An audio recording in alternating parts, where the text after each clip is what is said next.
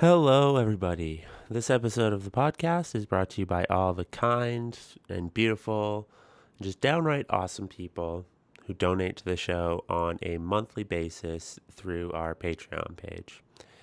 If you would like to be one of those people, please visit our Patreon page, www.patreon.com/frogstyle, frog, the letter E, _style. If you donate at least $1 a month, you gain access to all bonus content that gets released through there. So far, there's been about 6 or 7 bonus episodes that you can listen to. You can also find those bonus episodes on our YouTube channel. It's just Froggy Style Productions. So I highly recommend that you either subscribe to our YouTube channel or donate to the show through Patreon. Every little bit really helps out the podcast. We are completely based off of listener donations. So yeah, thanks guys. I really appreciate it. If you are fans of the show, I recommend that you sign up for our monthly, it's not a monthly newsletter, it's a newsletter. It's more bi-monthly now. I'm doing it about every 2 months. Doing it every month was getting kind of difficult with everything else I got going on. So it's like a bi-monthly newsletter.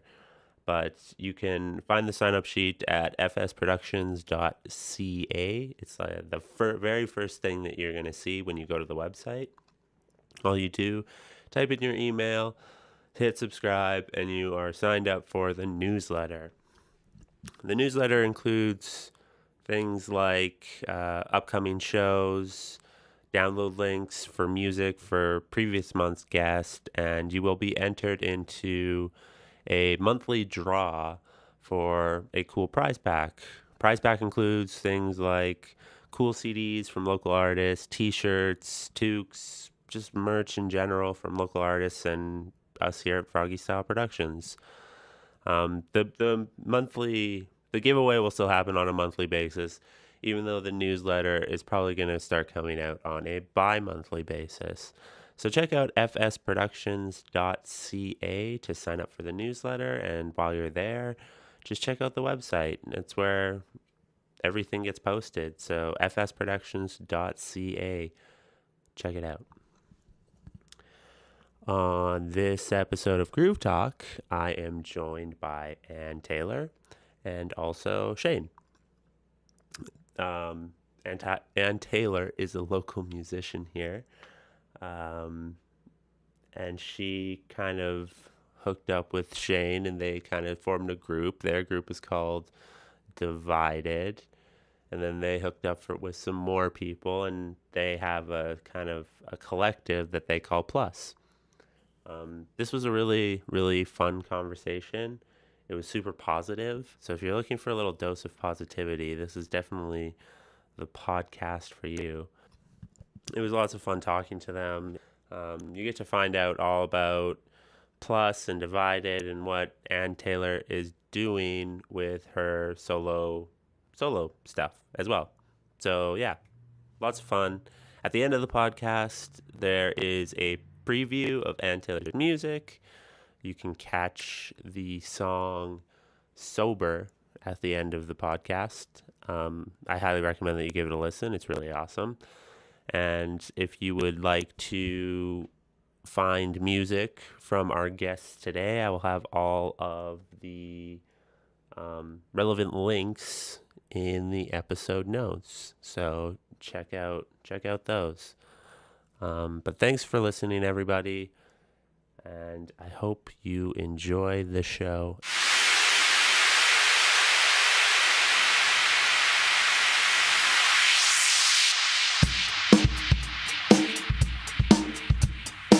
This is Groove Talk with Froggy Style.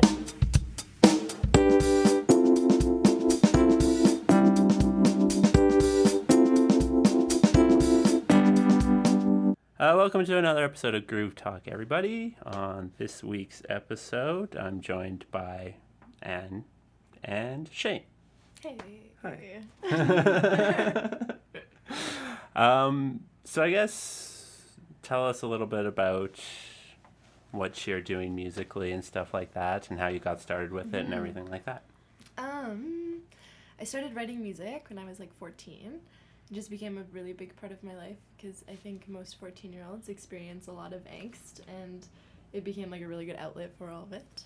And yeah, so I started writing music, listened to a lot of folk growing up, so I quickly put myself in that box, and it worked for a long time and I really enjoyed it, but all the material that I was writing started to feel a bit stagnant. So within this year, I met up with Shane, we started working together, and everything just got a little bit more experimental and started to flow creatively, and yeah, so we're playing a lot of shows around town now, and we have like an EP coming out, and yeah. Awesome. Mm-hmm. So you said you've been doing it since you were 14. Yeah, so I'm 22 now, so it's been a while. It's been a good portion of my life at this point. Yeah. Cool. So did you kind of always know that this was something that you wanted to do? No worries. I think so. I wrote a lot of poetry when I was younger too, and was always writing like short stories, and any chance that I got when I was in like junior high and high school to turn a project into like a musical endeavor, I definitely took that chance. It's always come pretty naturally to me, and selfishly it's like a very like therapeutic way of sorting my thoughts out. And so when people started connecting to it and relating to some of the things I had to say, I was like, sweet, this could be more of a thing than just like singing to myself in the shower. That's awesome. Yeah. It's kind of cool that you have that figured out too, because I feel like a lot of bands or groups or even artists, they don't really know what direction they want to take their music in. You know, it's like, do they want to do it as a thing, like as a career, or do they want to just do it for fun? And totally. Yeah, I don't really know what else I would do, to be honest. Yeah, it just feels really good. My favorite thing in the world is like writing, and being on stage and being able to like connect to an audience through that writing is like just the best feeling ever. So yeah, any chance that I can do that and make that kind of like my life, that's kind of the goal. Awesome. Yeah. So how did you guys kind of meet and hook up then? We met through a friend who was like, hey, Shane, you do a lot of writing and you sing terribly, and you like producing and recording people. And I've got this friend who's looking for something new. So she introduced us, and then we basically just started writing until we didn't sleep, didn't eat, didn't anything other than write, and then got you ready for a performance at a hip-hop show. Yeah, which was bizarre. Within 3 weeks, new material, new performance. It was fun. It was super fun. And now we just, every time we meet up, we have to work on music because that's all we have. Like, not all we have is a friendship, but it's like, what are we going to do? Do you want to, like, talk about things, or do you want to, like, write about things? Yeah. And that's what we do. That's what we were doing before we came here, actually. Totally, yeah. It feels like as soon as we took off the label, or for myself at least, as soon as I took off the label of, like, this is how I need to write, or this is the music that I want to create, it just opened up so many avenues, and there was so much inspiration to be found in different genres and different instruments, and, yeah, it's been a really, really cool process. Awesome. Yeah. So I guess, how would you classify, if you can, the music you're making now? I have a few different projects. The one that Shane and I are working on is kind of become, how do we, like, trip pop is the word that you use? I call it trip pop because it's pop music, but it's very trip hop inspired, and it's synthy, and Anne's awesome voice with like crazy effects on it, and but it's mainly like the number one thing we focus on is the songwriting and making sure that it's written the way that we want it to be.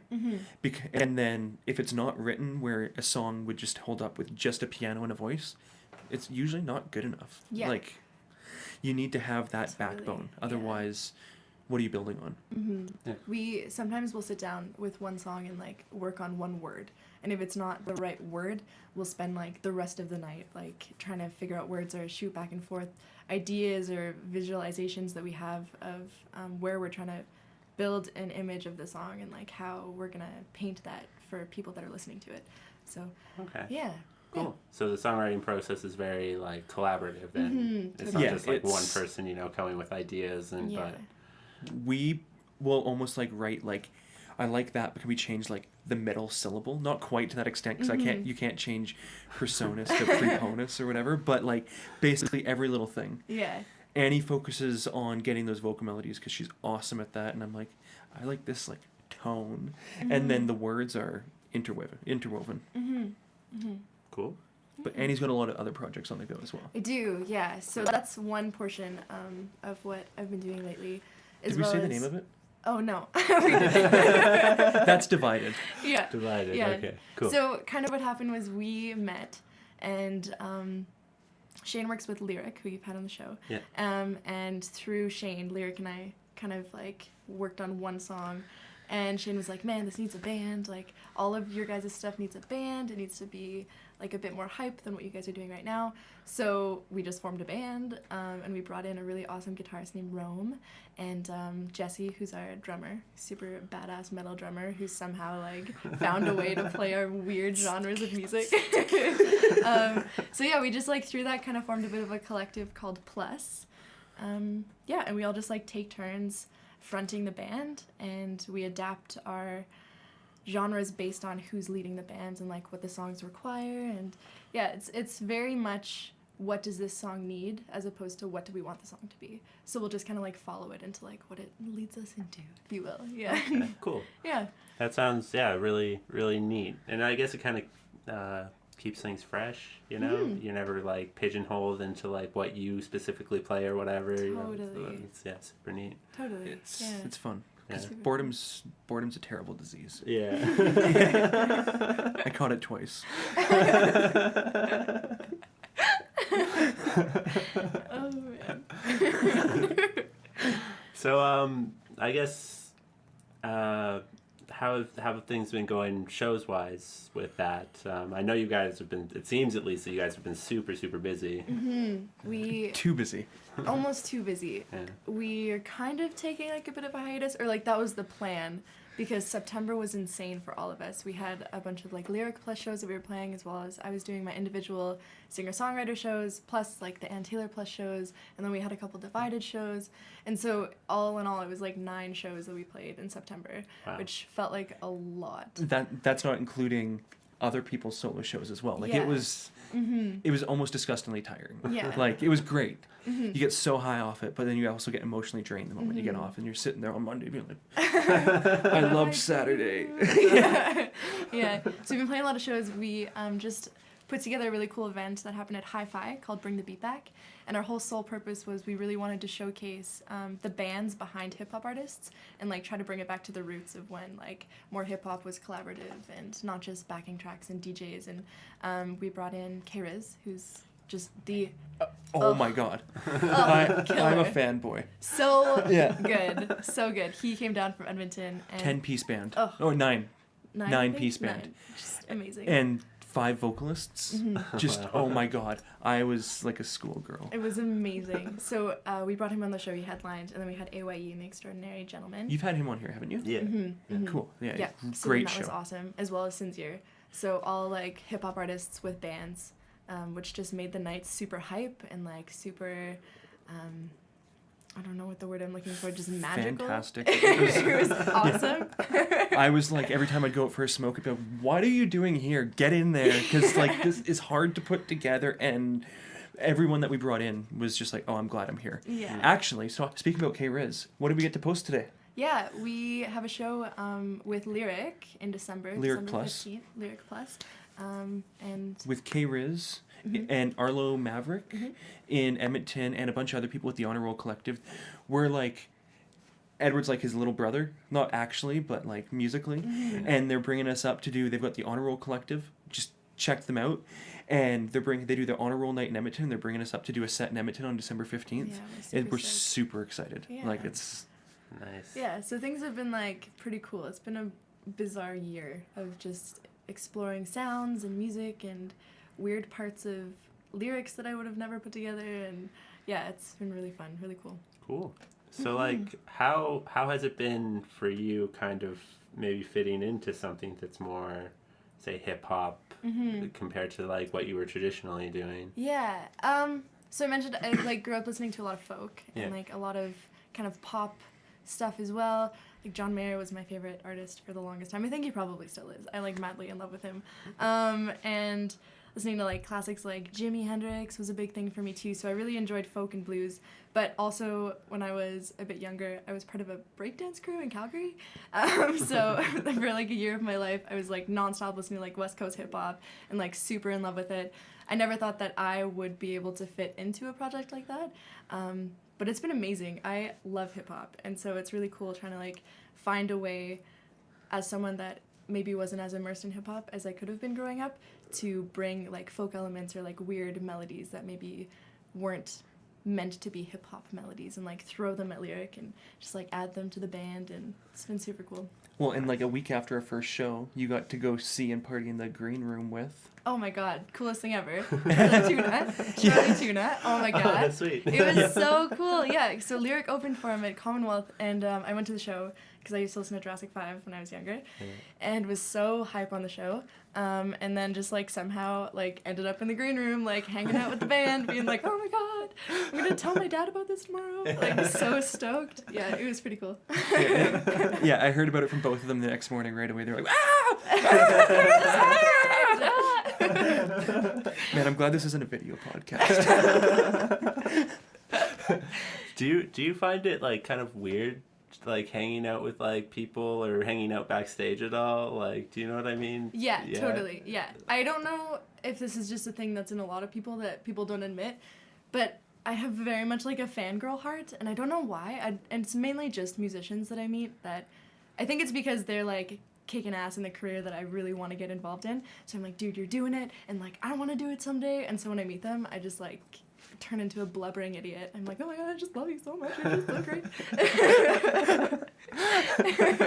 That's better than keeping an ego on and being that tough guy at the side of the stage being like, yeah, I can't play that bass note. Totally. We've all seen those guys. Those guys suck. Yeah, so funny. I totally get where you're coming from though, because like I've met some of my like favorite artists too, and like I go up to them like, hey, I just wanted to say it was really awesome and stuff, and yeah, you're really cool, and see you later. Like totally like can't even make eye contact. Yeah. A couple weeks ago, I opened for this incredible artist Daniela Andrade, who just like has the most buttery voice ever, and she's so talented, and I've been listening to her music for like a couple of years now just on YouTube. She was one of the people that got picked up off of YouTube for her like covers and her crazy spins on really popular songs.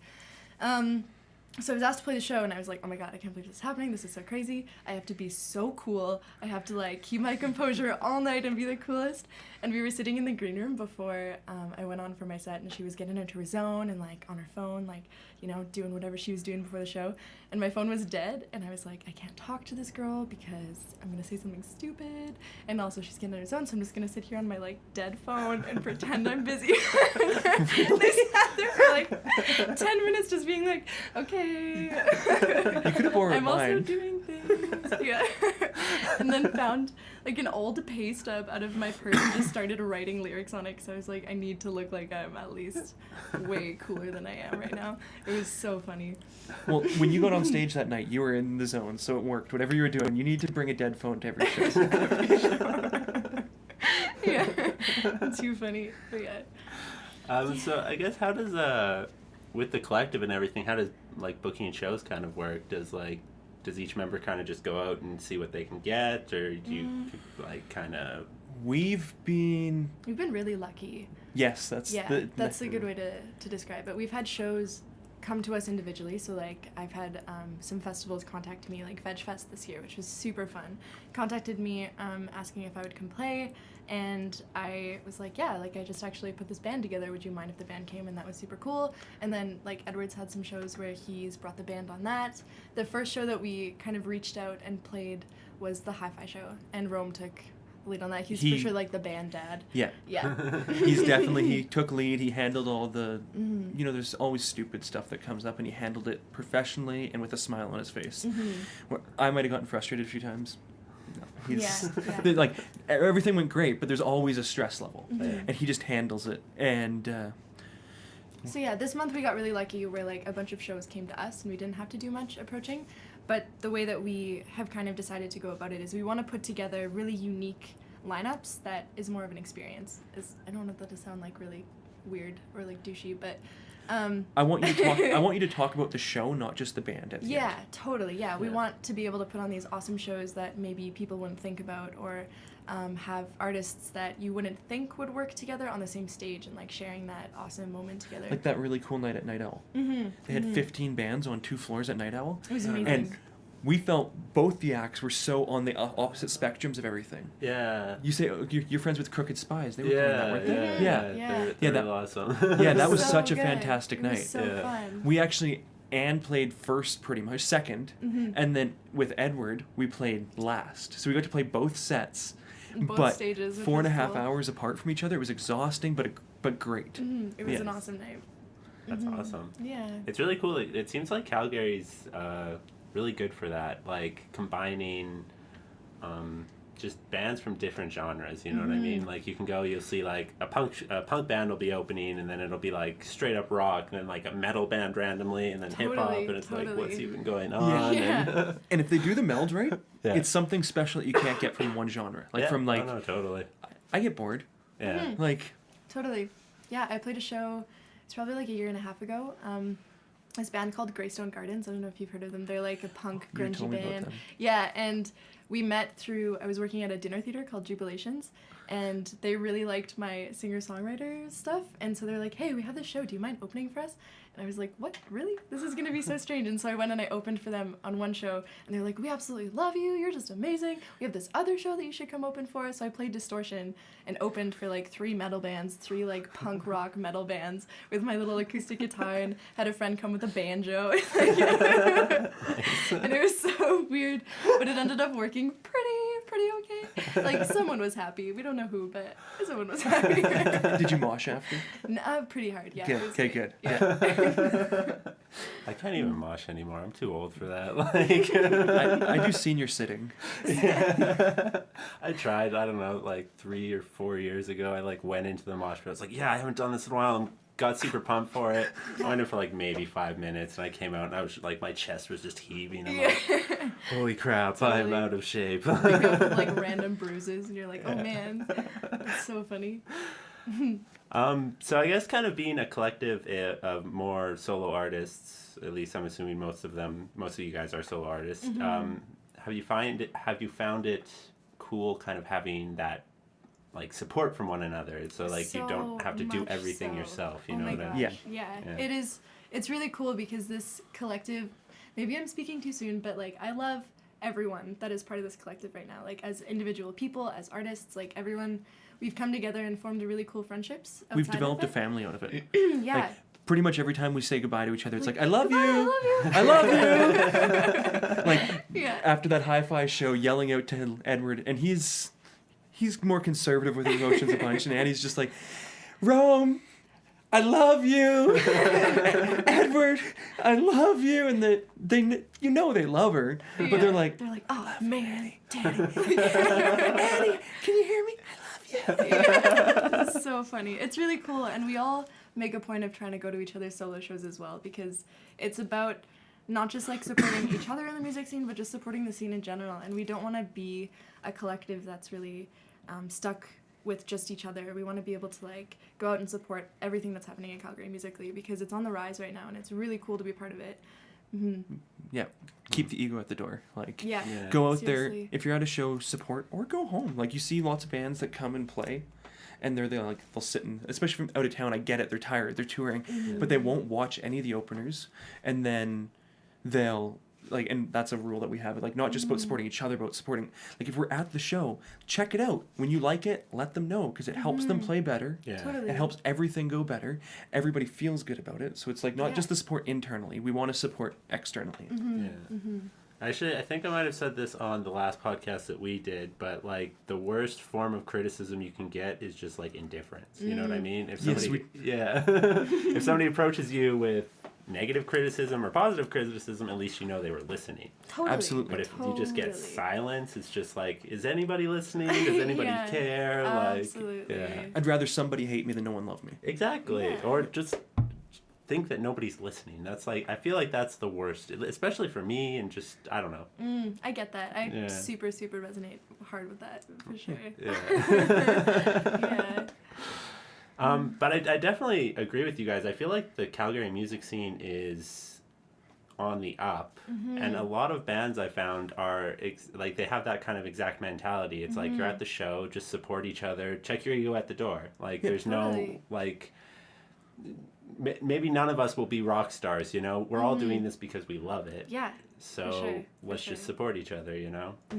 At the next show we do, can we have an ego check as opposed to a coat check? And just have someone stand there and just like with a hanger and just and give them a sticker or something after. Do you want to run our ego check stage? I would do that. So Sweet. So sweet. We'll get you actually. wasted. What more can I ask for? Like, You could ask for money, but we don't have any. We're trying to make music. Yeah. I know how that is. I don't got any money either. So. Oh man. Yeah.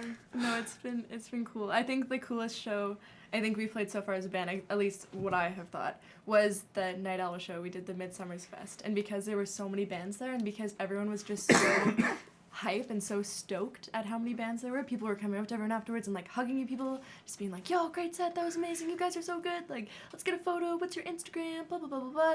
And all of the bands turned into fangirls for each other, which was amazing, because then everyone left feeling so good with like 20 more contacts than they like would have had walking in. Granted, half the audience was the bands and their girlfriends or boyfriends, and like, so it's like, hey, sweet, you're playing, like, you can't be like, hey, I'm in the band, because they'll be like, yeah, so am We I. all are. Yeah. Yeah, totally. But we were able to play 2 shows that night, so It was pretty cool. I'm in the bands. It was pretty cool. It was a fun Two night. bands, guys. Awesome. So I guess, how has music kind of changed you guys as people, would you say? Who's going first? I don't know.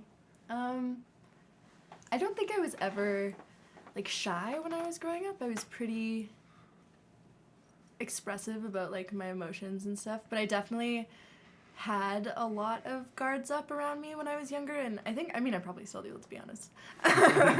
But music was like a way for me to break out of that a little bit and just connect to people, because I feel like at the end of the day, human beings just want to connect to each other. And so music has always been a huge part of society. It's been a huge part of just like humankind. And so to be able to tap into that and use that as like a vessel for like emotions or frustrations or whatever, it just opened up a whole other side of myself that I felt like I probably wouldn't have been able to explore if I didn't dive into music as hard as I have been. Also, just being on stage can be really vulnerable and can be really scary, and especially with the stuff that we do, because it's so lyric heavy, and it's not just like these lyrics are really in your face, but they're dealing with really intense topics that like I've gone through in my life, and I think that a lot of people can relate to. And so it's just like straight up being on a stage and being like, yo, here are all of my flaws, and like check out all the shit that I went through. I hope you don't hate it, because it's here and I'm forcing you to listen to it. Yeah, so it helped me express myself, and also helped me get out of the shell that I kind of like built around myself, which was really nice. Awesome. Yeah, it's like also trained my brain so differently than I think if I had decided any other career. My brain is just like molded into this like weird entity of its own, where it's like I have all these things that I want to like talk about, or I have all these things that I want to connect to people about, and yeah, it's been amazing. It's the best thing. Yeah, me personally, it's like it's taught me how to build relationships either with myself, because So true. we all deal with those things. It's like, hey, I should hide that in my back pocket and not show people. But then Totally. Annie and I go into some dark spots with writing, Yeah. and not all of it's going to come to the light of day. But some of it's like, hey, well, it's Keep that. that one. Let's scratch that off, because we need Yeah. people to like make it through the week. But after going through those crazy dark writing sessions. I'm pretty chipper after. It's like, hey, guess what? It's Yeah. like we wrote a diary together. It's so like, therapeutic, yeah. And then it's a relationship with myself, but then I don't know if I have any friends who I sit with and it's like, hey, do you not play music? What else do we do? Because it's a way of connecting raw. And it's vulnerability. Totally. Yeah. Vulnerability is sexy. Like, vulnerability is sweet. Like, that was taken not the way I meant it. But, like, vulnerability is one of those things you want to be with people who can... I need to try to save myself, but I should shut up. But I'm not going to because I'm not that smart. It's one of those things that if you can't be with people who are going to leave themselves that vulnerable, and music's an easy way to do it with people, how are you going to really connect and not just be like, yeah, what's up, girl? Hey. And, like... Yeah. I don't need hey friends. I've never been able to be like a surface person. Like I've definitely always met people and immediately like 10 minutes into a conversation been like, so like what's the worst thing that's ever happened to you? Or like so like what's like your like favorite thing about the universe, you know? Like just like diving in, and I just want to get to know people because human beings are so bizarre and so strange, and I don't want to live my life super PC, and I don't want to live my life on the surface, and I just want to be able to like let other human beings know that we're all in this together and no one knows what they're doing, and it's okay to like hurt, and it's okay to be vulnerable, and it's okay to, you know, feel all these crazy undescribable things, and yeah, just like make that normal, I guess. Awesome. Yeah. It's like one of the reasons I even started this podcast, to be honest, is like these reasons. Yeah, I can imagine. You just kind of get off, like, having a podcast, I can instantly just scrap all the bullshit of small talk, and we can like, okay, let's just get into the issue here, you know what I mean? Totally. Like, Absolutely. Totally. I have a friend who, one of his first questions when he meets someone, he'll introduce himself and he's like, so like, what was the best thing that happened to you this week? And then you don't have to do the whole like, how was your day? Wow, this weather is getting really cold. It's just like straight into like, yo, what's your emotions? What are your emotions like? I want to know them. yeah. I have a thing that I do almost completely opposite to that, where I'll say, like, you know, like, how are you doing? I legitimately mean, how are you? But if I'm like, yo, what's good? I just want to know what's good because I don't care at the moment. Like, sometimes it's too far. I'm more focusing on me saying stupid stuff on a podcast,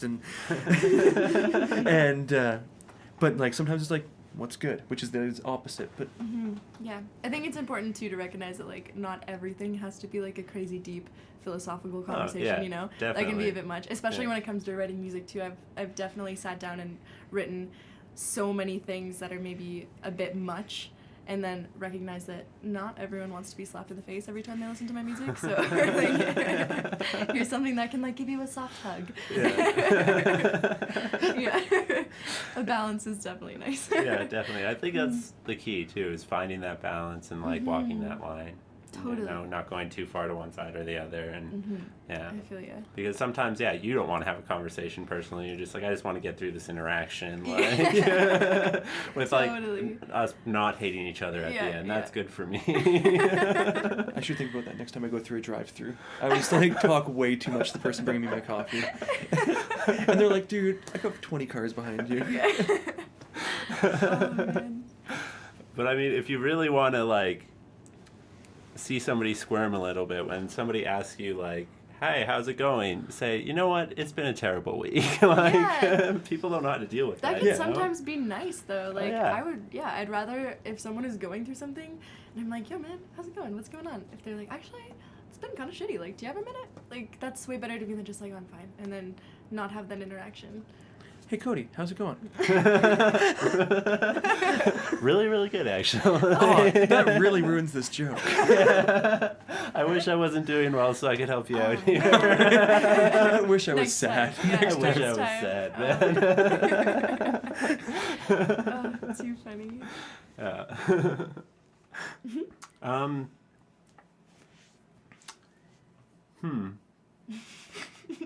Sorry, Did you have questions written down and we just ramble in different directions? No, I actually stopped writing questions down. Nice. I used to, but I found that it kind of took me away from the conversation a little bit. Because I would be like looking at my piece of paper, being like, "Did I ask that question? Like, when are they going to stop talking so I can ask this next question?" And it's like, totally. Sweet. so I didn't like it wasn't like a conversation, and that's what I like about this whole thing is just having a conversation with people. So. Yeah, stop doing the question thing, and I like it a lot better now. Yeah, It feels really comfortable. yeah. Thank you. Yeah, it's sweet. I'm sure. Like, I guess I have a question for you. How have you seen this change since? Because you were on episode 4, and now, like I said, this is like 37 or something. 37. That's like almost one a week. Good on you. Yeah. That's pretty good. Yeah, that's awesome. You're way more relaxed. You've got 2 mics running. Yeah. So it probably gives you a little more control. Yeah.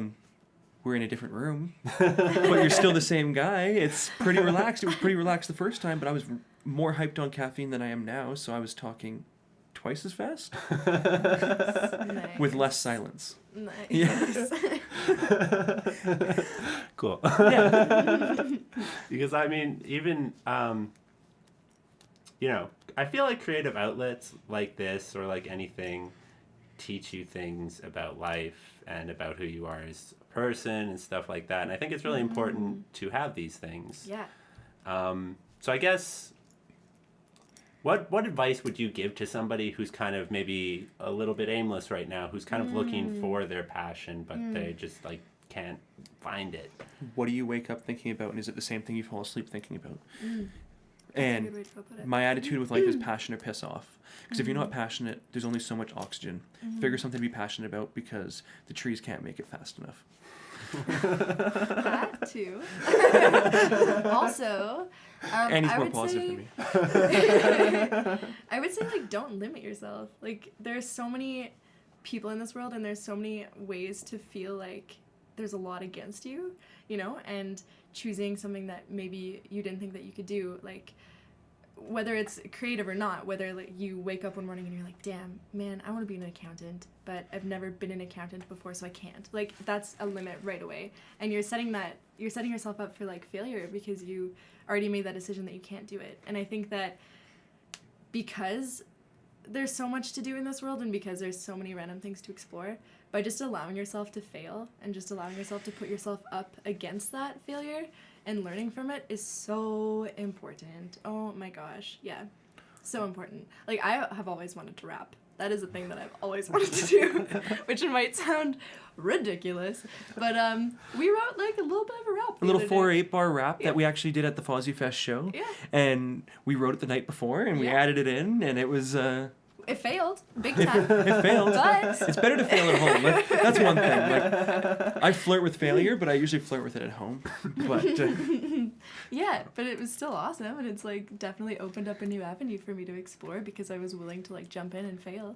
So ask her to rap her rap for no, you. not happening. If you were Charlie Tuna, maybe. That's fair. I mean, I get it. Yeah. So I know maybe it was a long time that it happened for you guys, but how did you kind of find your passion, I guess? You go first. Take the easy ones. I found basically as a kid, I was always writing. I think I performed my first original song when I was like 7, and it was terrible. But I did it, and I got up and I sang this song, and it was probably like 10 people, but felt like a lot because you're 7, and you're like, oh, look at this living room filled with humans. Stadium living room. Yeah. But, and writing is what I'm more passionate about than any other aspect of the music, as much as like all that stuff. It's like the actual writing and all that. And I realized that it's the only way that I kept myself sane-ish. And I just kept doing it. And then every so often you're like, oh, I'm going to stop. Or you make a bunch of bad life choices for a bit and you're like, I don't want to write about that. I need a good life choice. So then you fail, and then you're like, wait, something's missing in my life. And then you find out that this is what you want to do. I was working a job that I was working 70 hours a week. And I was making lots of money. I was happy. This was like I'd been doing, and then one day I was like, I'm not doing it anymore. I went straight bonkers. I hated everything. And I was like, okay. And I would put as much energy as I can towards music. Like, basically wake up and be like, piano, bass, guitar, paper. And it works better in the high tone. And just do that, yeah. And it's keeps me happy. That's when I found out, was when it kept me happy. Because happiness is good. Yeah, no, it's awesome, for sure. I think one of the first shows that I ever played, when I was really little, like, I have a younger sister. She's 6-7 years younger than me. And we used to put on ridiculous shows for my parents when we were little. And, like, we'd, like, go into our dress-up box and, like, put on these shows. And whenever we'd have family over, we'd, like, rope in our cousins to play, like, the extras. And so performing was sort of like a big clue into like, this feels really good. And I don't know why, but this feels really good. So when I decided to do some music, and I had one of the first performances that I ever did, I think I was probably 14, and I got on stage and I got into this song, and I forgot that I was on a stage. Like, I completely forgot where I was, and I was so involved in this song that I was singing, and it felt so authentic, and it felt like I was being the realest version of myself, that I got like lost in a song, and that was the best feeling in the world. And that still is the best feeling in the world for me, just like going onto a stage and getting so consumed by music, whether it's my song or someone else's song, or even just being at a show, being so consumed and getting that weird high from it is just the most incredible feeling in the world. And I knew that that was something that I was going to chase for the rest of my life. And so if I could turn that into like an everyday thing, just by, you know, writing to myself or writing with other people or performing at random shows, like that was the goal for sure. On the getting lost in a song thing, you can find out when you're an audience member, if the person's not lost in the song, you're not lost in it. Like if someone's like, check out these crazy guitar riffs and they're amazing, and the singing that's amazing, but their heart's not in it, I'm sitting down. Like if they don't care, why should I?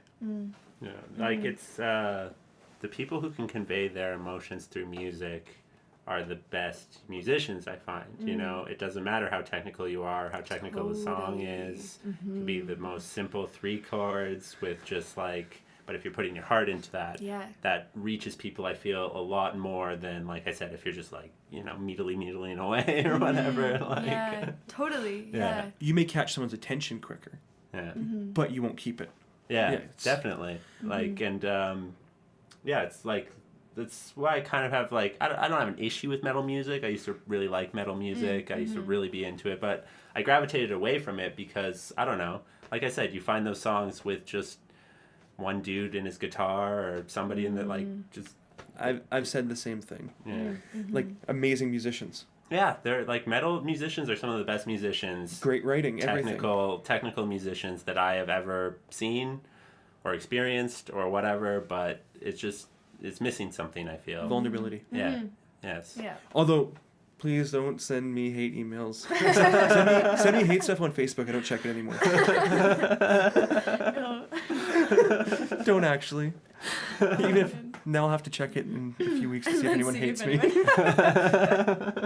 Oh, goodness. Yeah, I think you'll probably be good. I don't know, like, thanks. how many people we're reaching here, but I'm sure you're reaching a few now. oh yeah, it's growing, you know. I've sent it to a bunch of people. Oh, well, thank you very much. I appreciate that. I appreciate what you do. That's awesome. I'm glad that we appreciate each Oh, other. man. That's what it's all about, right? Hey, Cody. I appreciate you. I appreciate both of you. You guys are the best. Yeah, I feel like passion is like the strongest motivator in life. Like, no matter what your passion is for, like I said, like maybe it isn't creative. Maybe your passion is, you know, Drawing somewhere circles. elsewhere. But like, you can tell when someone is passionate about whatever. Like, it doesn't matter, and that is such a motivator, and is so driving, and can change so much. That's one of the reasons I like working with Annie is we're both crazy passionate, and then it doubles when we're together. Yeah. Like, we call it a power friendship now. Yeah. This is supposed to be your interview, but you asked me to come, so I'm taking over. I'm sorry. You're allowed. It's I need to be here for this reason. Yeah. That's cool. But I mean, I feel like a lot of people, like people who haven't found their passion or whatever, they also are missing kind of that purpose in their life, you know? And a lot of people in today's society are maybe depressed, or they're just floating along, and like we live in one of the most depressed societies that has ever existed. It's awful, really. You know, but it's because we also live in one of the best societies that have ever existed, Totally. you know, the most comfortable. So I think just a lot of people are just lacking that purpose. I've got 2 things I want to add to that. Just because you're passionate doesn't mean you're not dealing with or that you don't have depression. It's just one of the ways that you deal with it. And because I have a theory that part of the reason why we're in such a depressed society, where we've got high levels of depression, or at least now maybe people are talking about it more. But when you're struggling to know if you have a meal tomorrow, you're not worrying about, am I depressed? You're worrying about, do I have water? Do I have food? Do I have oxygen? Is there a roof? Am I wearing pants? Exactly. So I had to lighten it up at the end. I feel like human beings, especially like in our North American society, we've come so far where we've now been able to make our environment adapt to us. Like, we don't have to adapt to it anymore. Like you said, we don't have to worry about, like, I mean, me personally, there are people out there that have to worry about their next meal, but we don't have to, like, worry about, like, oh my god, there's no elk in the area, what are we gonna do? We can't do any hunting tonight. And so we've been experiencing this crazy shift where physically we no longer have to evolve, and there's not a lot in North America that we have to do to evolve. And so it's like shifted into this conscious thing where now we're like trying to evolve our minds almost, and arts are such a good way to express that and to like explore that, and we're getting these crazy big ideas that maybe we wouldn't have been able to think about before because we were so reliant on survival.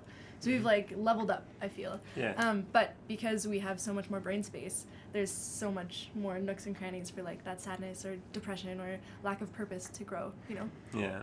You have more time to think, basically. Yeah, Like, seriously, yeah, think about honestly. your life and life in general. Totally. It can get dangerous. Yeah, Yeah. shower thoughts. There's a reason I fall asleep listening to podcasts or watching a show. Like, Hashtag frog style. Froggy style helps you fight your subconscious. There you go. Should be my tagline. Helping you with your own subconscious. Since 2016.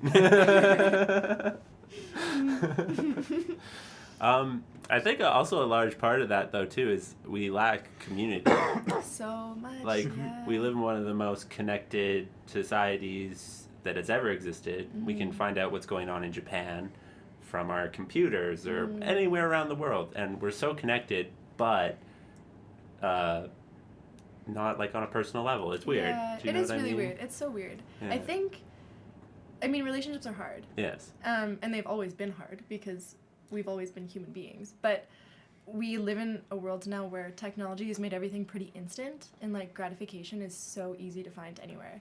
And like that instant validation from like a Tinder message or like, you know, like a, oh, this person retweeted me. You know, it gives you that false sense of connection. Whereas if you take all of those advances away, you're still lacking that personal one-on-one, because it is hard. Like, being vulnerable in front of a human being is so hard. But because we have all these ways to avoid it now, we're not actually like dealing with it. We're not working on those skills. And so it can feel like, even though we're such a connected society, we're lacking so much intensity, I feel. Maybe is the right word? Yeah. Yeah. I like, definitely. I feel like it's almost kind of, it numbs you down a little bit, you Yeah, know? yeah. Like, because dealing with people one-on-one or singing in front of them or whatever, it is such an emotionally charged experience, like way more so than typing a message out to somebody on Facebook or whatever, or like getting mad at somebody on YouTube. It's like, Yeah. nobody would say anything like, nobody would say some stuff they say in YouTube comments to anybody's face ever unless they Totally. were like, you know, the shittiest person in the world. Yeah. It takes away that humanistic value, Yeah. right? Like a screen, having like a screen as a barrier, it takes away that, oh my god, this is another human that has emotions just like me that I could hurt, and just becomes like, oh, this guy was being an idiot, so screw you type thing. Because you don't have that, you can't see how that person reacts to what Yeah, you're saying. yeah, there's no empathy. It's at like all. you write it and it's gone, you Yeah. know, whereas if you say something, you see their emotions, you see how they're reacting to what you're saying, and you're like, oh, wow, Totally. ouch, actually, I'm an idiot. I'm a jerk, yeah. That's like my rule. If I'm angry at you, I'm not texting. I'm calling. Yeah. Yeah, it's because if I'm angry, I'm like, yo, dude, what the hell? And then it can be taken in, what the hell? What the hell? What the hell? Yeah, And, like, exactly. Yeah. Completely I've based got- on how that person is feeling in that moment Yeah. too. They're gonna read that text Totally. completely different. Like, So don't give people a script of this podcast after. Make them listen. exactly. I guess kind of touching on that, you know, what you said. We live in such like an instant kind of gratification society. How do you feel that has kind of affected how you maybe promote your music or something like that? I personally suck at promotions. Annie has to go on this one. I'm also not very good at promoting music because I have a really hard time with ego. Like, I recognize that I have one, and sometimes it pisses me off, and I recognize that that's my ego getting mad about my ego, which is a stupid psycho, you know? So when it comes to like promoting, I always feel kind of like an idiot being like, hey, I'm doing this show and you should come see me with my music because this is the life that I'm leading. And like, you know, I just can sometimes feel really self-focused, which I try really hard not to like live my life with. But I definitely have noticed that it gives you those like little dopamine rushes, you know, when you like post something on social media, like here's like an Instagram clip of this new song that I'm writing, and you have a bunch of people being like, oh my god, this sounds so good. It's like this really nice dopamine rush of holy crap, like people are into this. I think it's really good. I think it's also can be really limiting, I think.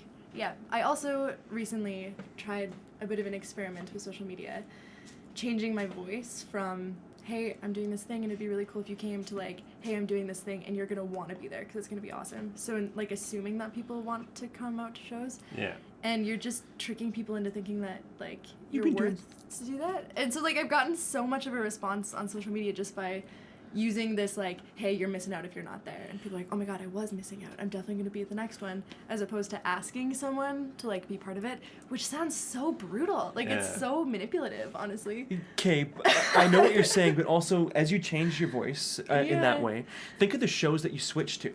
You opened for Daniela. That's true. We played Fozzie Fest. We played the Rose. Like I'm listing off a bunch of like, but it's also the shows that you were playing were more exciting than sitting in a coffee shop. Yeah. Oh, over the past year, you've leveled up enough to be like, this is an event. Okay. As opposed, like, you deserve it. Okay. Like, the event, the opportunities you've been getting, you've worked your ass off for. Nice. And they're not, your show is good, and there's also other good parts of the show as well. So it's like, hey, come check this out. Okay. Yeah. You know what I mean? Like, Okay. That's a good way to look at it, I guess. I think it also impacted the music industry quite a bit, too. Because everyone who has access to like the internet and has a recording device can be a musician now. And you can just like be a recording musician just by having your voice memo on your phone, record a song and put it on SoundCloud, for example. SoundCloud account, that's all which you is need. amazing. It's so cool because it's become so accessible, but it's also saturated the market so much. So being able to like get your voice heard or get people to listen to one out of like 5 million trillion ridiculous amount of songs is much harder. So your presence on social media has to be like really on point, really here every day. I'm here. This is what I'm doing. Check it out. Blah blah blah. Like, in your face. And with that, if you don't catch someone in the first 4 seconds, they're probably going to check something else out because there's 48 billion songs out there. I'm making the number up. Please don't quote me. We've counted. I mean, there's probably more than that, so you're good. I counted on my fingers. Send the hate mail if I'm wrong to Facebook. But yeah, there's 48 billion songs out there, and if I don't like that first 4 bars, I can switch to the next. Totally. And so it's hard because the best songs are creepers. Not the best, but the ones that usually I relate to are usually creepers, but I'm not bought into in that first 4 bars all the time. And I've done the no, yeah, maybe, no, yes. We've all done it when you're looking for that gem, but it's patience. Yeah. Definitely. And how do you feel it is impacted, especially with like your podcast and stuff? I find it challenging, honestly, just to get people, because like these things run over an hour usually, so to capture people's attention for an hour, it's a little bit difficult. But this is what I like, and this is the things that I'm attracted to. Like, I love podcasts personally. I listen to 3-hour podcasts, 6-hour podcasts, no problem. You're talking about Dan Carlin, aren't you? Oh, yes, I am. I'm hooked. Yeah, that guy's a genius. I've been downloading his stuff pretty much since it started, and I haven't deleted any because I can't afford to pay for stuff. Yeah. So that's why I do it, but we live in a Vine culture, you know what I mean? We live in an instant gratification culture, like people, like the Vine ruined so many things, because people can now just like, oh ha, that was hilarious, oh ha, that was hilarious, oh ha, that was hilarious, you know what I mean? Totally. And like 20-second comedy. Exactly, and there's Snapchat and all of it, and it's good and bad. You know? Yeah. Attention's hard to grasp. Yes, for sure.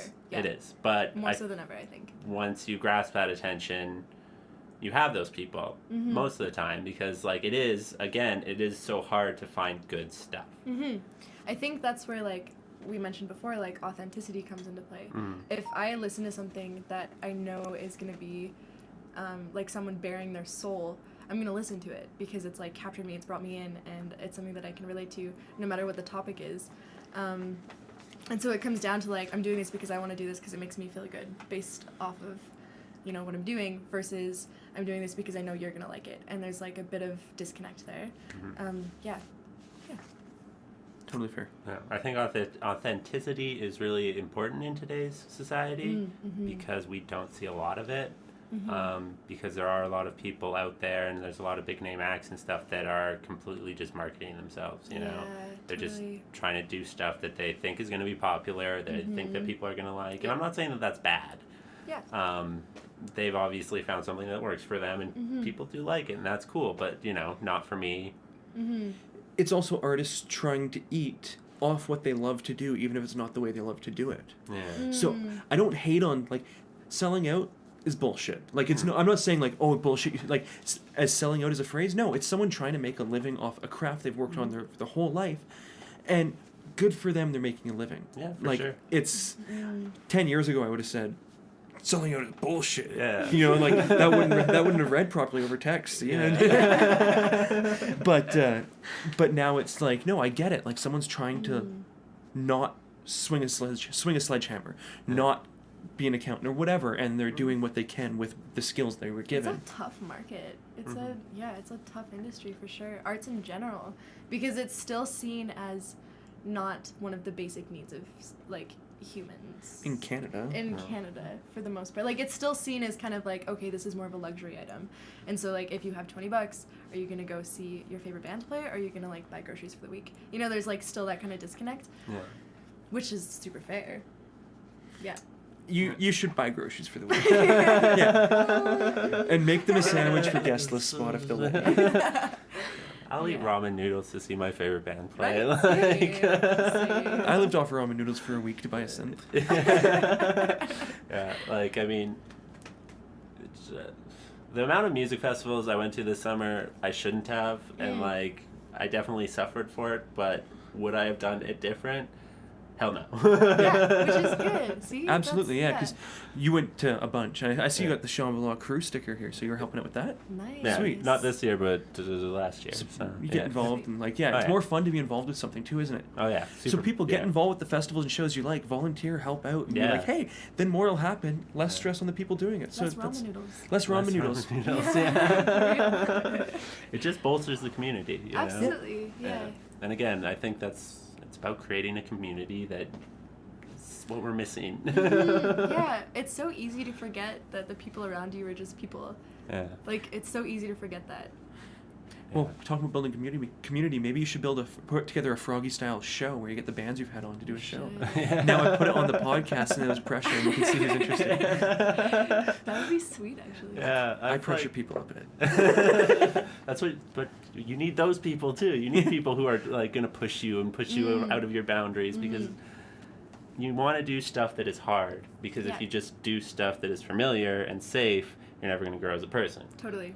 You have to risk failure. Yes. Yeah. Exactly. Full circle. This conversation's like It's like a overlapping full left, circle. right, and center. I love great. it. Yeah. And as you were asking earlier about like how is it different, you're way more involved this time. Yeah. It's nice. It makes it easier to be like, blah. 'Cause we talk way too much. Oh, yeah.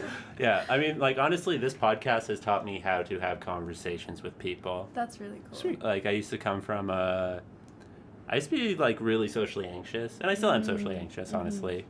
Put me in front of a microphone, that just completely changes, obviously, That's but... cool. And then I've actually found out that lots of people suck at having conversations. Yes. Like, you try and talk to people, and it's all about small talk. You're like, I just want to, like, you're not giving me anything here. This conversation is supposed to be a back and forth thing. And I realized that I used to be like, yeah, it's been a cool experience and change. So. That's awesome. That's really cool. I feel like social anxiety is like a thing that almost everyone has, though. Yeah. Everyone who respects people. Yeah. Yeah. When I was really young, I used to have pretty bad social anxiety, and whenever I would get like lost or something, or like have to ask for like extra ketchup at a McDonald's, for some reason I thought it was really I've told you the story. No, I'm just. I know Oh, exactly where it's God. going. When I was Too much younger, time together. I used to like put on like a fake British accent. This is gonna sound ridiculous. This is gonna sound ridiculous, but I'm gonna tell you anyway. So when I had like 7 years old and would like be anxious about getting lost in like Walmart waiting for my mom, I thought that it made sense that if I put in an accent, it would be acceptable for me to be lost because like, oh, this girl's like foreign. So I'd like put on this fake British accent and I would just like go up to people and pretend I was British and I was lost. Can we hear it? No, Please. but Please. but that ended up like translating into like a bit of my adult life as well. And I've found myself over the last couple of years where I've been like really, really anxious about something. And then this accent will come out and I'll be talking to someone that knows me and I'll be anxious and I'll just be like super British all of a sudden. And it's this weird thing that I used as like a coping mechanism when I was younger to deal with social anxiety that is like a random part of my brain now. It's like, oh, it's fine. It's good. Here's your accent. You're good. Next time we do your song Lost, I want you to do it with a British accent. At least in rehearsal, please. We'll Instagram post it. Social media promotion game. There you go. There you go. Oh man. So yeah, social anxiety. I feel like everyone feels that for sure. Yeah, I think so. Like you said, at least people who are aware of other people, like, and not just floating through life being like, I'm number one. Woo, look at me. I also, as I think about it a bit more, when I'm in a place like, say we're playing a show, I've got less social anxiety to go up to someone and be like, hey, good to see you. My name's Shane. What are you doing? Yada, yada. But if I'm like at a party and I'm like sitting there, I'm a wallflower. I want to find someone who randomly wants to sit, smoke way too many cigarettes, and I'll probably drink water, one beer. They can probably smoke as many joints and drink as many beers as they want, and I'll just sit there and be like, cool, all right, you're done now. But like one person, I don't enjoy this is a 3-person conversation. I'm doing okay.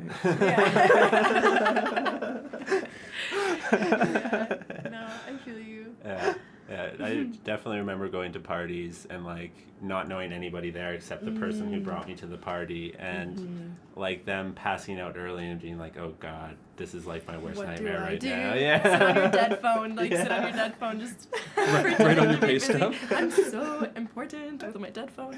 Yeah. When you were telling that story, I was like, man, I can totally relate to that because I've definitely been there. Have you guys ever done the thing where like you're like walking the wrong direction, but you're like, oh man, if I turn around right now, people will know. Yes. So you like take out your phone and you're like, hello? Oh, yeah. And like pretend to be on the phone to like have an excuse to turn around. How silly. What a silly human thing to do. Oh man. Yep. Yeah. But if you did that, you'd do it in a British accent. Yep. Revealed way too much about myself on this podcast. Oh, goodness. That's what the podcast is for. It's so people can get to know you as an artist. Now they see you as a person. Yeah, you know what I mean? Sweet. That's because awesome. like a lot of people, I feel, even if it is maybe a local artist or whatever that they like, they can idolize you. Do you know what I mean? Like when I first started this thing, people would come over and I'd get so nervous. I'd be like, oh man, these people, they're in a band. They're like way cooler than I am. Like, what are they going to think? And then you just find out they're people. And Totally. So, I mean, I think it's good. Yeah. I agree. We're all just people, everybody. Everyone's just people. Yeah. We all probably think the exact same way you do, except slightly different. Totally. Yeah. I'm sorry if you guys think the way I do. I'm sure everybody feels that way, honestly. Like, sometimes I'm just sitting there and I'm like, man, if people knew what was going on in my head right now, like if we ever develop like mind reading technology, Ooh. God, no. No thanks. No. I'm okay. Yeah. Like it would probably be good for the humanity because people would be like, wow, everybody's so screwed up, but like also please no. I would just want it for first dates. It'd be better than Tinder. Know exactly what this person thinks. That's like so funny. I guess that makes sense. So do you guys have any kind of big plans coming up for the rest of this year? Yeah, we've got We've a got few some things. crazy plans. I signed to a label this year, which has been super awesome and super exciting. It's a local Calgarian label. It's called Ilium Audio. So through that, I have some pretty big plans. Shane and I are actually releasing our EP through the label, which is exciting. And we have like a pretty cool release party plan that we talked about today. We'll we'll reveal some of that soon. But maybe I'll tease you a little bit of it when the mics are off. yeah, it's gonna be really fun. And it's I've only ever released like one EP before, and that was February of last year when I was very much like into my folk box, and it was a really cool experience. I learned a lot about recording, and I learned a lot about like how to convey certain emotions like through recording and stuff, and being able to get someone who was listening to me and not being able to like see me feel what I wanted them to feel in that way. So yeah, our EP is gonna be sweet. I'm super stoked. As you're talking about that and then talking about our EP, we actually got to play this folk fest, and the guy who recorded her, his name's Michael, right? Michael Kissinger, yeah. Michael Kissinger. He plays in the Frontiers. Killer band. But he was there. He recorded her EP when she was doing straight like folk. Like there's violins and folk. Yeah. And which is I it was still great. Love it. It was awesome. But he was there, and he got to see us perform the new style at a folk fest, and like we were the most out there of the night, because I don't know how to, and it was really exciting to hear his response, just because it's overlapping with that but I think we're aiming for December 7th or 8th right now, whichever is the good day to do. So cool. That's what we're working on. We've actually almost got all the songs written. Yep. And we've performed half of them in the past. December 15th. So we are. It's gonna be awesome. It's gonna be awesome. It's in Edmonton. If you have listeners in Edmonton, just it's at out. the Needle, isn't It's it? at the Needle, yeah. The Needle on White Ave. I don't know. It's got another word after, but I'm not. Tavern, I think, or something. Yeah. How many needles are there? On White Ave specifically. Like. Not in the back alleyways. Then, what else do we have? We've got another show that we're going to be, by the time this comes out, we'll probably be able to promote it, that I'm really excited about. It's going to be fun. Not even just fun for, like, people I'm that come excited to to be it, but- at the venue. Yeah. So, it's going to be super silly and great. Not silly, but the venue seems like a place to get really silly. We're being pretty vague right now. Yeah. But it's going to be mid-November. Yeah. Then what else do you have? I have an album coming out in spring, which I'm stoked about. It's going to be a full length, sort of a bit more like back to my roots of songwriting, a little bit more gritty, folky blues. I ended up hearing that one of the singles on the way here. Yeah, yeah. really good. Yeah. It's almost like grunge folk. Yeah, it's kind of, Yeah. I'm excited about it. It feels really cool. And yeah, we're working on a lot of Rome stuff right now with Plus.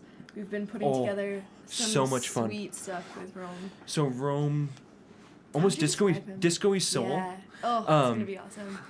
When the way he puts harmonies together and like the way he puts chord shapes together makes me think gospel-y a lot. And then it's really fun having keys and synth and guitar and bass and drums and boom and blah, and it's like Yeah. So it's gonna take a little bit to be performing that project, but we're all like, man, this is like really fun to play. There's lots of room to do things. Totally. What else do we got? Oh, Edward just got played on CBC Lyric. Yeah. Got played on CBC Radio Q today. Yeah, Which is awesome. Yeah, I was in the work van and someone said, or I read a text and one guy was giving another guy shit. I was like, wait, this just got played, and like completely changed the morale in the vehicle, because I was like a little kid. Yeah, woo, yeah, Yeah. pound it. So that was huge. Edward's playing the 20th The 20th at Kawa. at Kawa with Hayden. Hayden McHugh. Who else? Zach Taylor. Zach is playing Taylor. that night. And Lizette. Or- Yeah. And they're playing, it's his, for Hayden's charity fund thing he does, it's Music Gives YYC. Okay. Yeah. So it's, I don't know what cover is at the moment, I'm sorry, but It's Google, gonna be a good night. Google. And then we've got, is it November 26th, Ironwood? Oh yeah, we're playing the Ironwood soon too.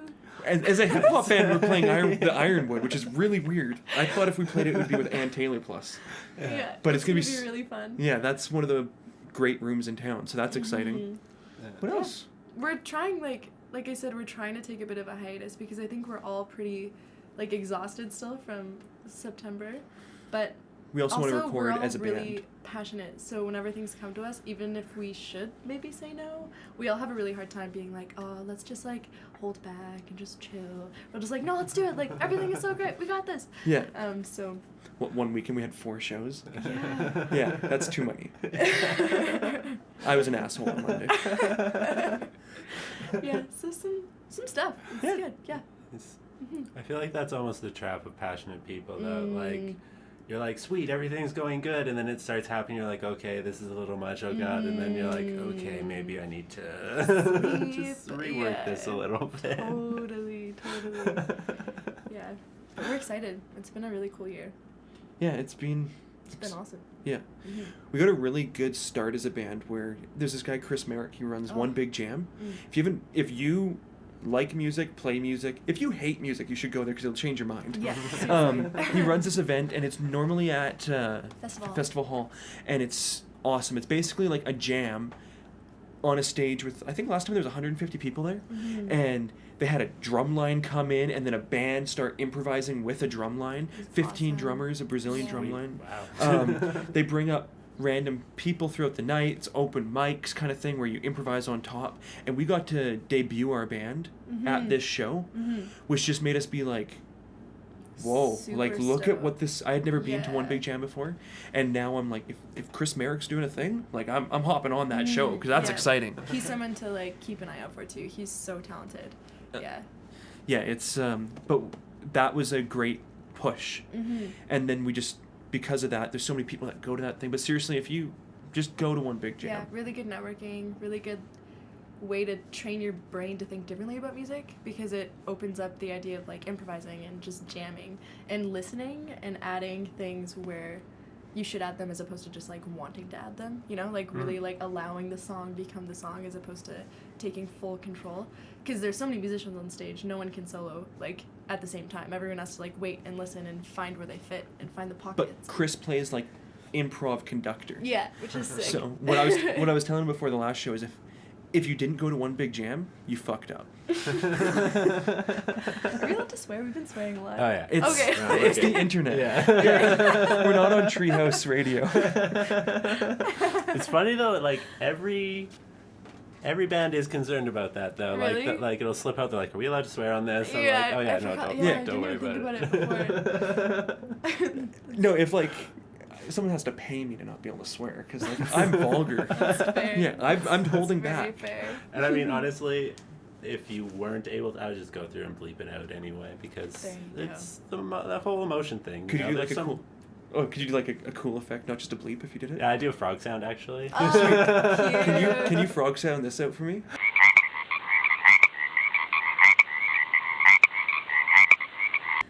People are gonna be like, "What did he say?" What did he say? Yeah. You will never know. I'm sorry, listeners. Oh man, too good. Well, yeah. I guess, is there any kind of final things you guys want to throw out there? Or you've already kind of thrown out all the I shows don't you know. got coming up, Yeah. and I mean, I'm like super stoked to be on this, so thanks for having us. Yeah. yeah, no, thanks. Thanks. Thank you so much for Yeah. coming on the show. I It's super awesome. appreciate it. Yeah, I appreciate it too. It's awesome. Again, we appreciate We each just other. appreciate each other so much. I appreciate. Yeah. No, it's super exciting. It's been really cool trying to navigate like turning music into a career and, you know, saying things about myself that maybe I shouldn't say on a podcast, or yeah, trying to organize marketing and weird interviews, and yeah, it's really cool. It's super cool. If things go the way I see them going for Annie, she may be coming to you in like 5 years and be like, here's $5,000. Can you just put frog sounds over this whole section? I'm really good with the frog sounds. No one guys. can know about my British accent.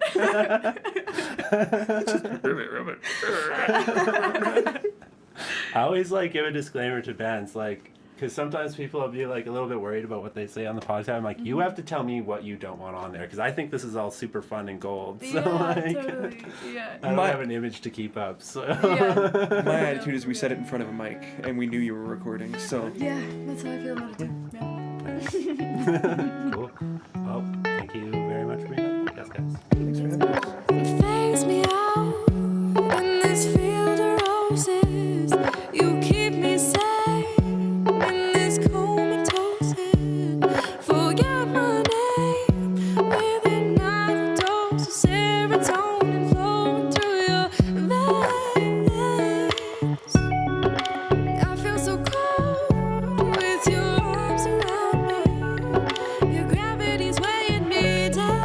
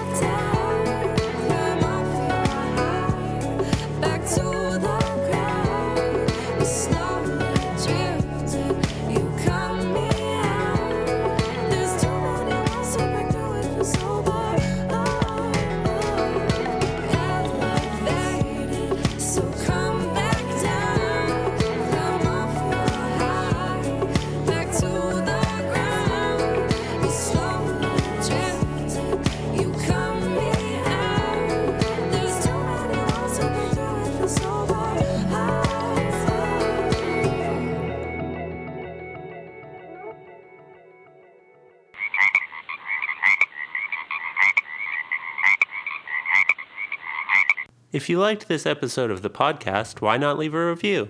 You can find us on iTunes, Stitcher, and Google Play.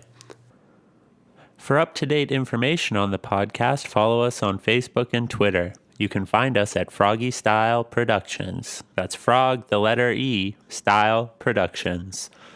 For more ways to support the show, visit fsproductions.ca.